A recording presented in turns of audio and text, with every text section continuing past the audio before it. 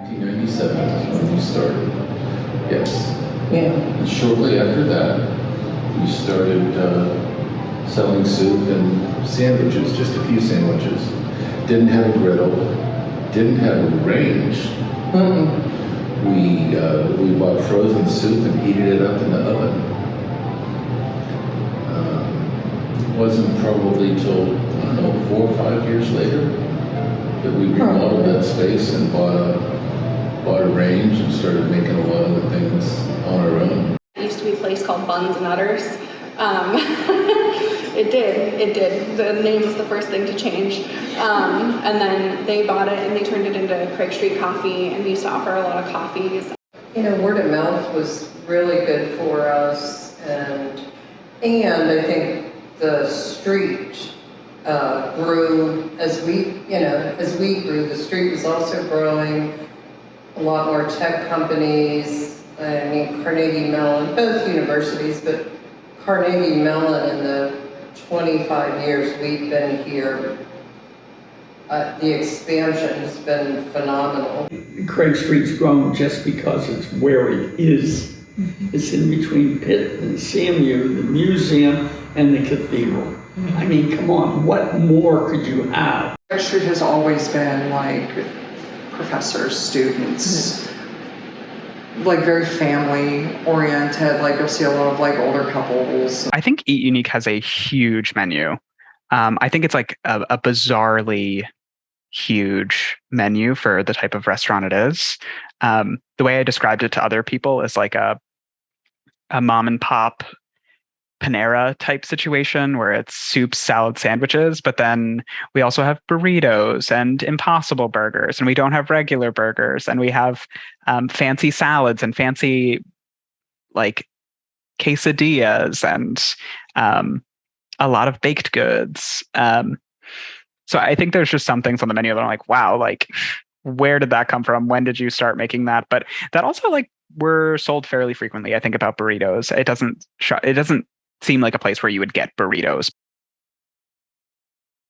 My mom really kind of lets her imagination run with everything she adds to the menu. My dad always goes, the menu's too big, you need to have a smaller menu, and the menu just keeps getting bigger. This is like a very sandwich and soup salad, like very easy to find something for lunch, like a quick grab and go between classes. The meat and the cheese and the bread and stuff are usually the local stuff that we do get.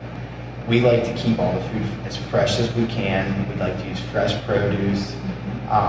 So one of the things we do constantly on a daily basis is make backups of fresh vegetables, fresh fruit, like whatever it is we're making, whatever it is we cook, we try to keep it as fresh as possible. And that takes work, that takes time. And we cook homemade soups almost every morning. So we have soups going, we have prep going, we have opening the grill, getting homemade bread ready that we get from Mediterra out in Robinson.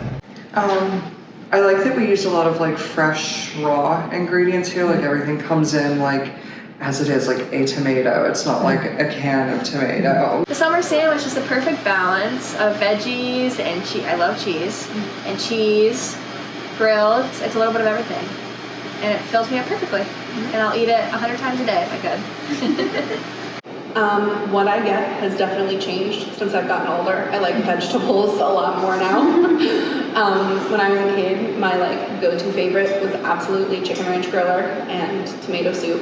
Now, whatever the special is, I tend to want to try because they're normally pretty good. Or what do you Soups normally? and salads. Soups and salads? Every once in a while I have sandwiches all of a sudden. Yeah. But I drink water every day. The summer sandwich, because it's easy to make and I like how it looks when I'm making it. It's real nice and neat. And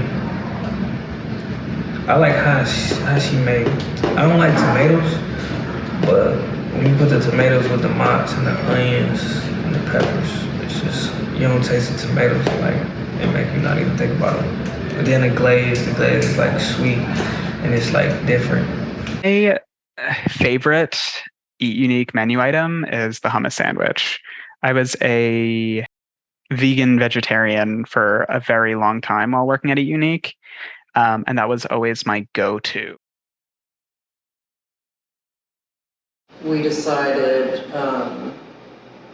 we wanted to own our own business. Dave had been in corporate life much longer than I had. His position, as he will tell you, again, they were downsizing. His position got eliminated. And at that point he said, I'm done with the corporate life. Like the other places I've worked have been more like corporate places and not so much like mom and pop, so you didn't have like as much creative freedom there and things were a bit more rigid. No one cares about the quality, or it's money that they're making and you send it out and it is what it is. But here, if something little's wrong, we fix it, we make it better, and I think that's the biggest difference for sure. The giant restaurant group doesn't care, you're another number. I love Dave and Lisa, and I think that they do a lot and they help out a lot, and if you ever need anything, they would give it to you. They would give you, a week's worth of food if you couldn't afford groceries. They already give us a free meal. I think I've grown to be really close with both of them. I think when it comes down to it, both of them just have the biggest hearts. And they just want to see everyone do well, and they want to help everyone as much as they can. And they're both so great at what they do, whether it's baking cookies or coming up with sandwiches or whatever it is. I think that they're people that I will always look up to. She was really here for me as I was trying to be here for her, work for her. Lisa's able to look at a recipe and say, this is good, I can do better here, experiment. She'll make a new soup and she'll make it, she'll taste it, she'll add seasonings, she'll add, whatever she needs, sour cream, milk, whatever, till it's right. And then, not everybody has that ability to do that, to make 3 gallons of soup, planning to sell it that day, and have it come out good, have it come out wonderful. My parents owned it, so if they needed to be there for me, to support me for something, for the most part, they could, because they didn't have to ask their boss to take time off of work. So that allowed them a lot of freedom to be with me when I needed them when I was a kid, which was nice. I would call Dave and Lisa more like servant leaders. And I would call them that because they showed up just about every day. Dave was in the back baking. I know. He's still back there on a regular basis baking.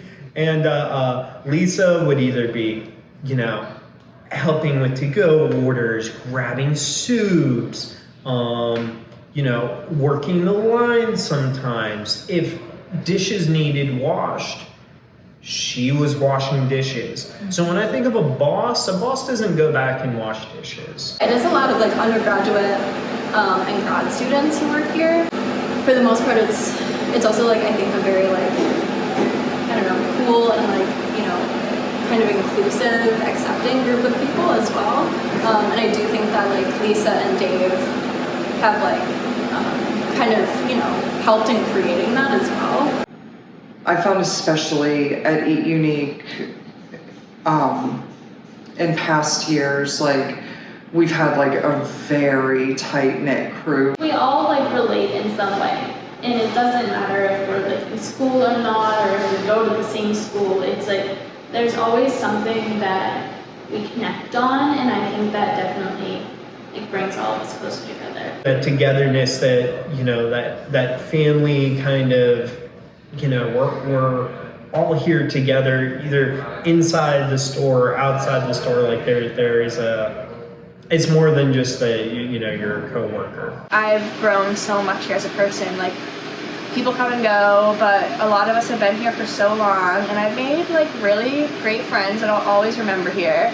And Lisa and Dave are the most incredible people in the world, and I feel I could go to them with any problem I had in my life.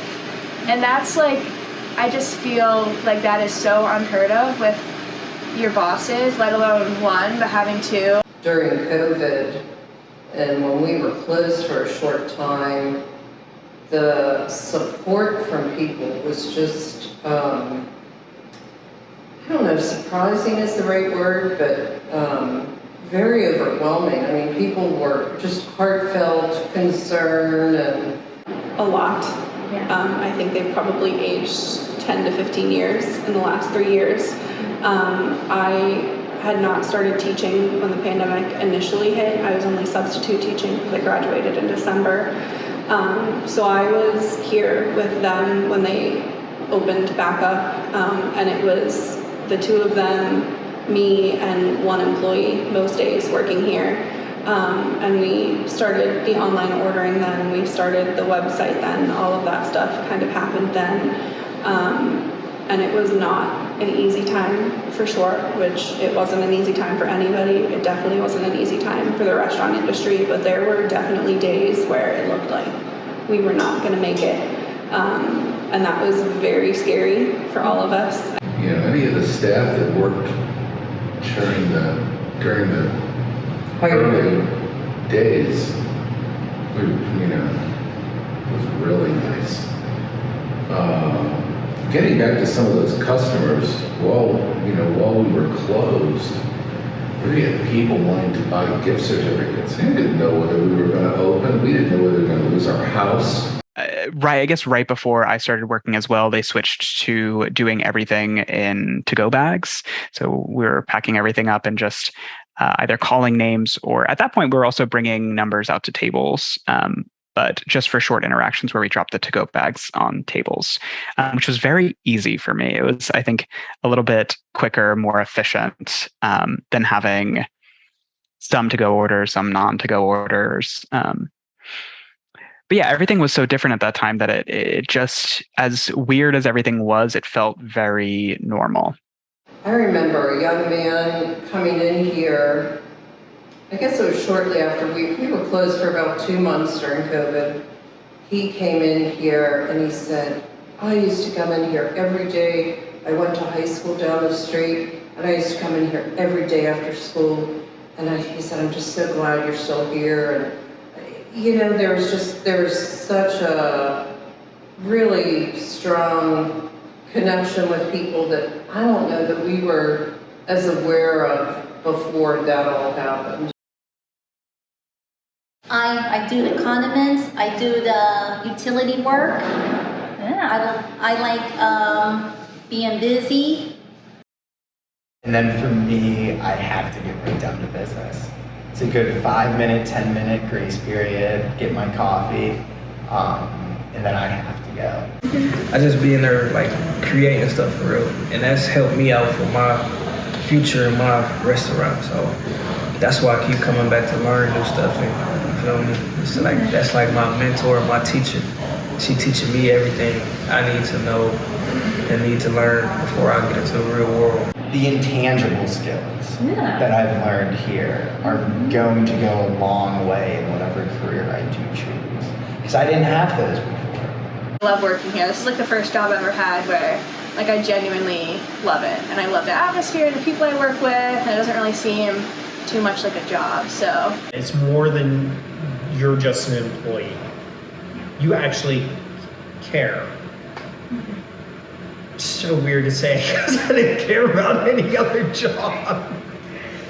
Working here has given me the lesson that it's okay to mess up and it's okay to have a crazy day every once in a while, but as long as you stay on task and you do your work and you ask questions, I think the atmosphere here is just incredibly helpful and outgoing. I think everyone here is outgoing, and I just think overall like there's such a positive environment here, and I think every single individual person that works here adds to that in their own way. We're only going up in the future. Like we're just going to have so many more catering orders because people try our food at like different events and then they realize that they want to have that food at their events. Well, I think the fact that they've been here for 25 years is phenomenal.